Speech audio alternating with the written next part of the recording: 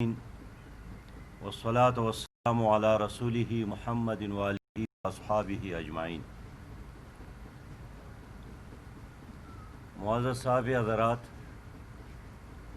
سب سے پہلے آپ سب کا شکریہ ادا کرتا ہوں کہ آپ لوگ آج ہمارے اس مجلس میں حاضر ہیں۔ میں نے 6 دن سندھ کا دورہ کیا ہے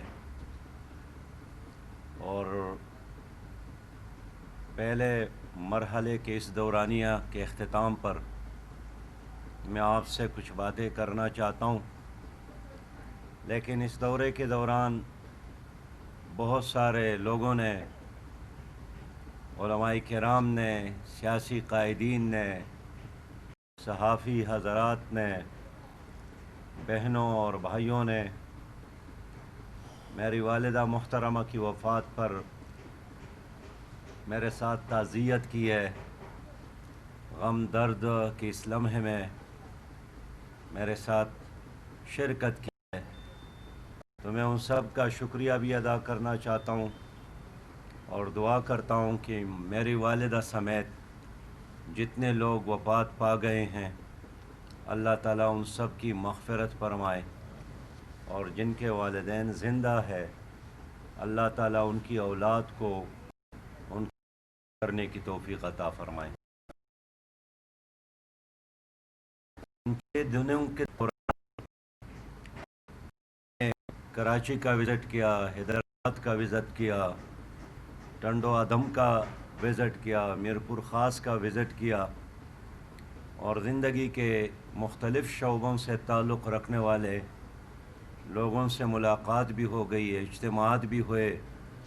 اپنے تنظیمی کاموں کا جائزہ بھی لیا، اور میں آباش دیتا ہوں کہ جس صورتحال میں انہوں نے قوم کی خدمت کی ہے، خاص کر کرونا وائرس کی وبا کے دوران جس طرح ہر گلی اور کوچے میں جا کر اور ہر مسجد میں جا کر، حتیٰ کہ چرچز اور مندروں میں جا کر، مسلم اور غیر مسلم کے دروازوں پر جا کر رنگ اور نسل اور سیاست سے بالاتر ہو کر ہمارے نوجوانوں نے اور ہمارے کارکنان نے اللہ کی رضا کے لیے جو خدمت کی ہے، ان سب کو شاباش بھی دیتا ہوں اور اللہ تعالیٰ سے دعا بھی کرتا ہوں کہ اللہ تعالیٰ ان کی ان خدمتوں کو قبول فرمائے۔ اس وقت پورے ملک میں، پاکستان میں ہر طرف غربت ناچ رہی ہے اور بے روزگاری کا سایہ ہے جو ہر فرد کو اس نے اپنے لپیٹ میں لیا ہے۔ موجودہ حکومت نے قوم کے چہروں سے، لوگوں کے چہروں سے مسکراہٹیں چرا لی ہے، اور اس حکومت نے آنے کے بعد تبدیلی کا جو نعرہ لگایا تھا، سب سے زیادہ تبدیلی ہے، اور آج اس حکومت کا پاؤں لوگوں کے گردنوں پر ہے اور ان کا ہاتھ لوگوں کے جیبوں پر ہے، اور یہ تبدیلی اب لوگوں کی سمجھ میں بات آ گئی کہ لوگوں کا گردن مروڑنا اور ان کا خون نچوڑنا یہی تبدیلی کا مقصد ہے۔ اس وقت ملک میں ایک سیاسی انارکی بھی ہے، عدم برداشت ہے، اور کبھی سیاسی لیڈر اپنی نئی نسل کو تہذیب سکھاتے تھے، برداشت کا درس دیتے تھے، اب سیاست گالی گلوچ کا نام، اور کبھی کبھار تو خود قومی اسمبلی میں وہ الفاظ ادا کیے جاتے ہیں جن کا سننا بھی ایک آدمی کے لیے ممکن نہیں ہوتا ہے۔ ایک اچھی حکمرانی کا دنیا بھر میں جو انڈیکیٹر ہے، موجودہ حکومت ان انڈیکیٹر اور معیارات پر 100% ناکام ہوئی ہے۔ اعلانات جتنے کیے وعدے جتنے کیے تھے، یہ جو 950 دنوں کا سفر ہے، یہ سارا سفر اس موجودہ حکومت نے الٹا سمت میں کی ہے، اور ہر ملک میں ایک اچھی حکومت کو جانچنے کا، ان کے کارکردگی کو ناپنے کا اگر کوئی معیار ہے تو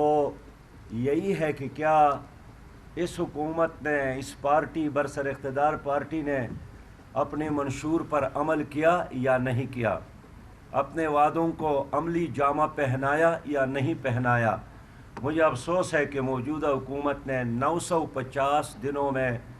950 سے زیادہ جھوٹ تو بولے ہیں، لیکن انہوں نے ترقی کی طرف ایک قدم بھی نہیں اٹھایا، اور آج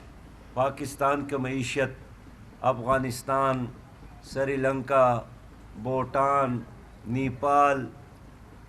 بنگلہ دیش اور افغانستان اور ہندوستان کے بنسبت بہت کمزور ہوا ہے۔ ظاہر ہے اس حکومت کے ساتھ کوئی نظریاتی ایجنڈا تو نہیں تھا، مدینہ کی اسلامی ریاست کی بات تو کی، لیکن سب سے زیادہ انہوں نے مدینہ کی اسلامی ریاست کی اس لفظ کو ہی بدنام کیا تکے، اور آج پاکستان میں لوگوں کے لیے جسم اور جان کا رشتہ رکھنا مشکل ہو گیا ہے۔ آج پاکستان میں 35 لاکھ سے زیادہ مزید لوگ بے روزگار ہو گئے ہیں۔ آج پاکستان کی کرنسی وہ کاغذ کا ایک ٹکڑا بن گیا ہے۔ آج اب دیکھیے کہ ہمارے ملک میں امن و امان بھی تباہ ہو رہا ہے، اور گزشتہ 6 مہینوں میں ایک بہت بڑی تعداد میں بچے اغوا کیے گئے، اور عصمت دری کے بعد ان کو یا تو جلایا گیا، قتل کیا گیا، زندہ درگور کیا گیا، اور یہ سلسلہ اس میں مسلسل اضافہ ہو رہا ہے۔ علماء کرام شہید کیے گئے، ایک قاتل بھی گرفتار نہیں ہوا۔ صحابیوں کے گھروں پہ رات کے وقت حملے ہوتے ہیں، فائرنگ ہوتے ہیں، لیکن کوئی قاتل اور حملہ نہ پکڑا جاتا ہے اور نہ اس کی کوئی شناخت ہوتی ہے۔ ایک عدم تحفظ کا احساس ہے جو اس وقت ملک کے 22 کروڑ عوام اس مشکل سے دوچار ہے۔ ایک اچھی حکمرانی یہی ہے کہ بین الاقوامی سطح پر اس نے اپنے دوستوں میں اضافہ کیا یا کمی کی۔ اس وقت ہماری حکومت خارجہ محاذ پر 100% ناکام ہو گئی ہے، اور اس حکومت نے یہ کر کے دکھایا کہ یحییٰ خان نے اور اس زمانے کے اسٹیبلشمنٹ اور بیوروکریسی نے مل کر جس طرح مشرق پاکستان کو بنگلہ دیش بنایا تھا، اور ہماری فوج نے انڈین آرمی کے سامنے ہتھیار زمین پر رکھے تھے، اسی طرح آج کے لمحے میں اس حکومت نے مقبوضہ کشمیر انڈیا کے حوالے کی، اور بغیر وہ جس کے جیتنے کے لیے ہمارے کشمیری بھائی نے 5 لاکھ سے زیادہ شہداء دیے تھے، جس کی وجہ سے 23,000 سے زیادہ ہمارے مقبوضہ کشمیر کے نوجوان جیلوں میں ہے، ساری قیادت جیلوں میں ہے، 24,000 سے زیادہ ماں اور بہنوں اور بیٹیوں کی اجتماعی عصمت دری ہو گئی، وہاں مساجد جلائے گئے ہیں، کاروبار تباہ ہوا ہے، اور قبرستان آباد اور سری نگر اور آس پاس کی بستیاں برباد ہو گئے ہیں۔ ہر قبر کے سرانے پہ اگر کوئی جھنڈا نظر آتا ہے تو وہ پاکستان کا جھنڈا ہے۔ لوگ مرتے ہیں اس نعرے کے ساتھ کہ ہم پاکستانی ہیں اور پاکستان ہمارا ہے، لیکن موجودہ حکومت نے ان تمام قربانیوں کو ایک طرف رکھ کر پوری جدوجہد کو سبوتاژ کیا، اور اب انہوں نے کشمیر کی اس کاس کو ایک طرف رکھ کر گلگت بلتستان کے حوالے سے فیصلے کیے جس کے لیے نہ پارلیمنٹ کو اعتماد میں لیا، نہ سینٹ کو اعتماد میں لیا، پاکستان کے عوام کو بھی اعتماد میں لیا، اور صرف الیکشن جیتنے کے لیے انہوں نے ہر وہ اقدام اٹھایا جس کے بارے میں مقبوضہ کشمیر کی ساری سیاسی قیادت اور وہاں کے ہر کشمیری باشندہ بے انتہا پریشان اور مایوس نظر آ رہا ہے۔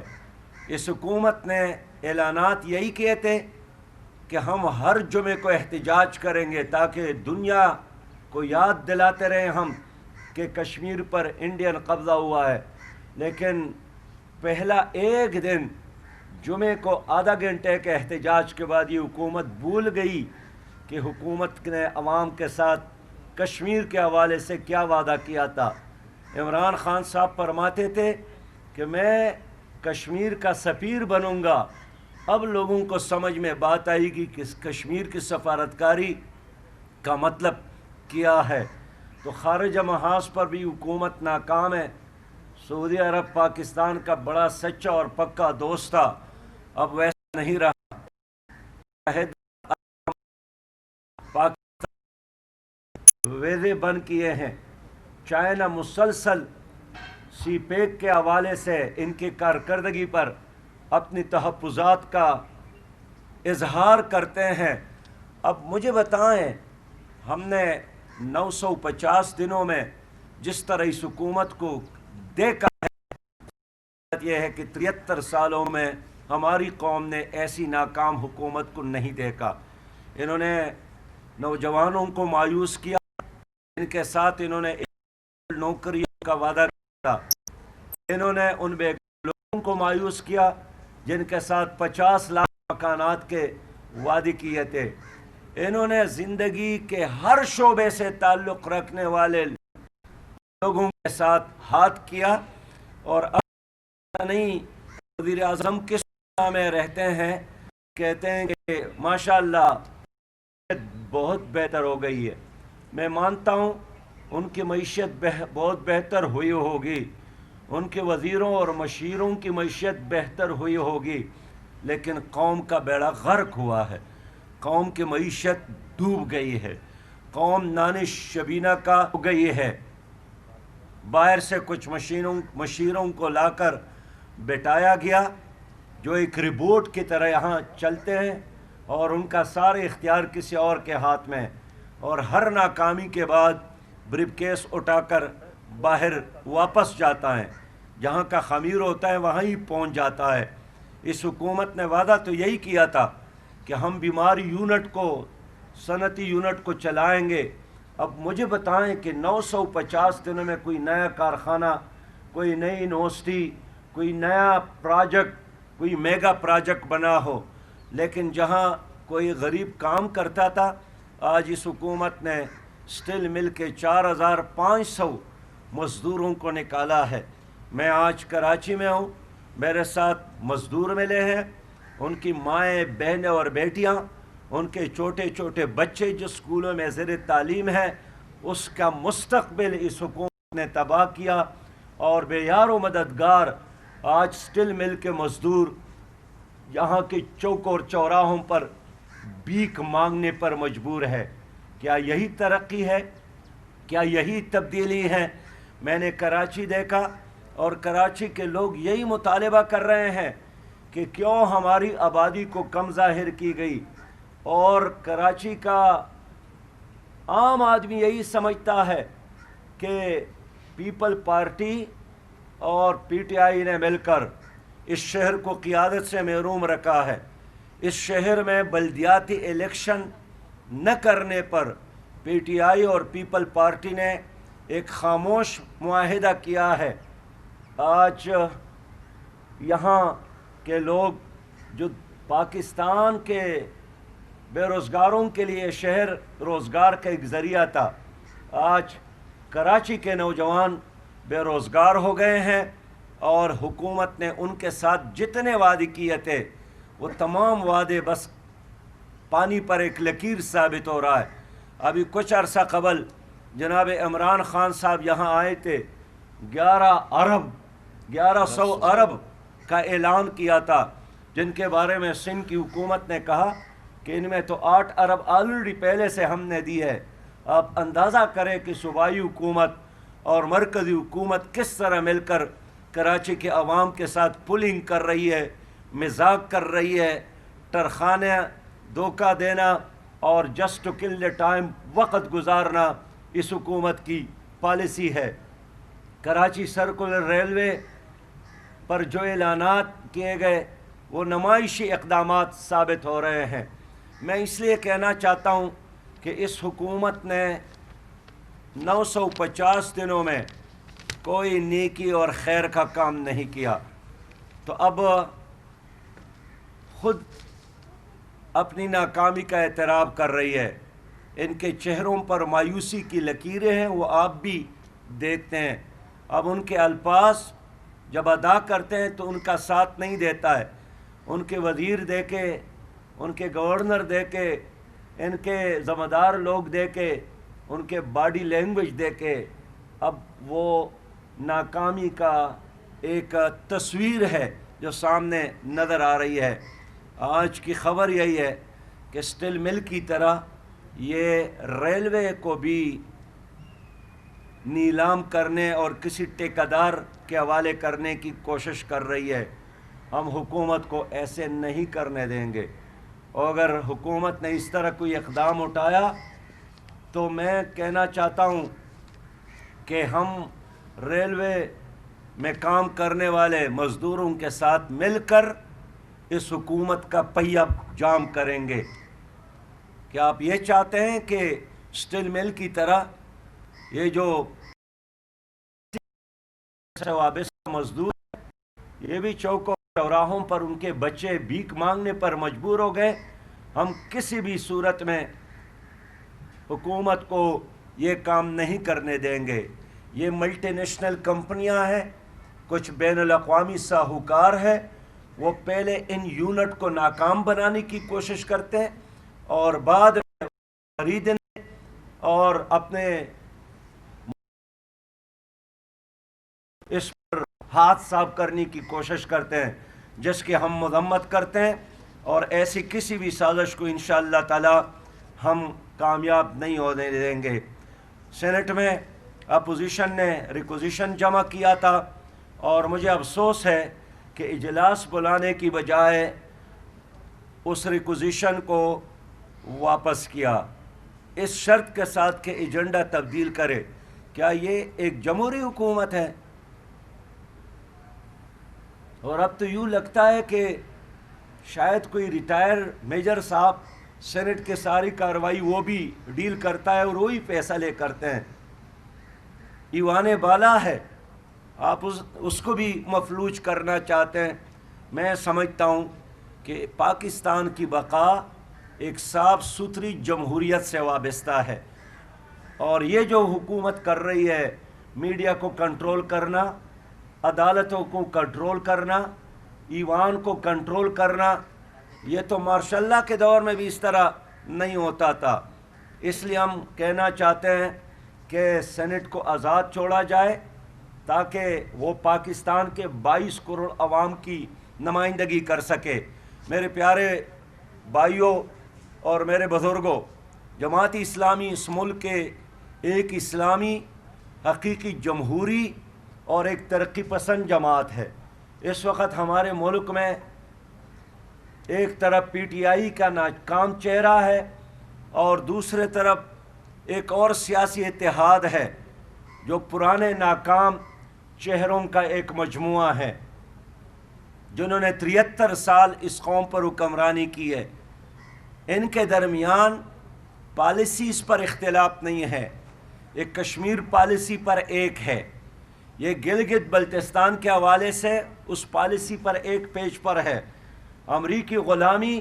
آئی ایم ایف اور ورلڈ بینک کی غلامی، یہ ایک پیج پر ہے۔ ان کے درمیان سٹیٹس کو رکھنے ایز ظالم جاگیرداروں اور کرپٹ سرمایہ داروں کے اس سسٹم پر ان کو چیز ہے اسٹیبلشمنٹ کی طرف سے دودھ کا جو بوتل ہے وہ عمران خان صاحب کی منہ میں ہے، تو وہ ان سے کیوں لیا گیا، ان سے کیوں چھین لیا گیا؟ اس لیے میں عرض کرنا چاہتا ہوں کہ ہم نے اس اسٹیٹس کو کا حصہ بننے کی بجائے ایک انقلابی جدوجہد، عوام کے خاطر حقیقی تبدیلی کے لیے جدوجہد، اور اس ملک میں نظام مصطفیٰ اور اسلامی نظام کے لیے جدوجہد کرنے کا فیصلہ کیا ہے۔ مجھ سے لوگ پوچھتے ہیں کہ آپ پی ڈی ایم کا ساتھ کیوں نہیں دے رہے ہیں؟ پی ڈی ایم کا جو ایجنڈا ہے وہ نظام کی تبدیلی کا نہیں ہے، وہ کچھ افراد کی تبدیلی کا ہے، یا نیب کے خاتمے اور نیب کے قوانین کی تبدیلی کیا ہے۔ ہمارا مسئلہ کوئی کیس نہیں ہے، کوئی نیب انکوائری میرا مسئلہ یا میرے ساتھیوں کا مسئلہ نہیں ہے۔ میرا مسئلہ غریب آدمی کا مسئلہ ہے، میرا مسئلہ کاشتکار کا مسئلہ ہے، دہقان کا مسئلہ ہے، مزدور کا مسئلہ ہے، غریب کا مسئلہ ہے، طالب علم کا مسئلہ ہے، مظلوم کا مسئلہ ہے، خواتین اور ہماری مائیں اور بہنیں اور بیٹیاں جو مظلوم اور اپنے حقوق سے محروم ہیں۔ ان لوگوں نے ان 73 سالوں میں یہی نظام اس ملک پر مسلط کیا۔ ان لوگوں نے مل کر اس ملک کی جغرافیہ کو بھی نہیں سنبھالا اور اس ملک کے نظریے کے ساتھ بھی انہوں نے بے وفائی کی۔ جماعت اسلامی کے ساتھ ایک متبادل معاشی پلان ہے، جماعت اسلامی کے ساتھ ایک تعلیمی منصوبہ ہے، جماعت اسلامی کے ساتھ نوجوانوں کے لیے خوشحالی کا ایک عظیم منصوبہ ہے۔ اس لیے ہم اس نظام کی تبدیلی کے لیے جدوجہد میں مصروف ہے، اور ہم نے ملک میں نبی مہربان صلی اللہ علیہ وسلم کی ناموس کے حفاظت کے لیے، عظمت صحابہ اور ان کی شان کی حفاظت کے لیے، اور ملک میں بڑھتی ہوئی مہنگائی اور بے روزگاری کے خاتمے کے لیے ایک عظیم جدوجہد شروع کیا ہے۔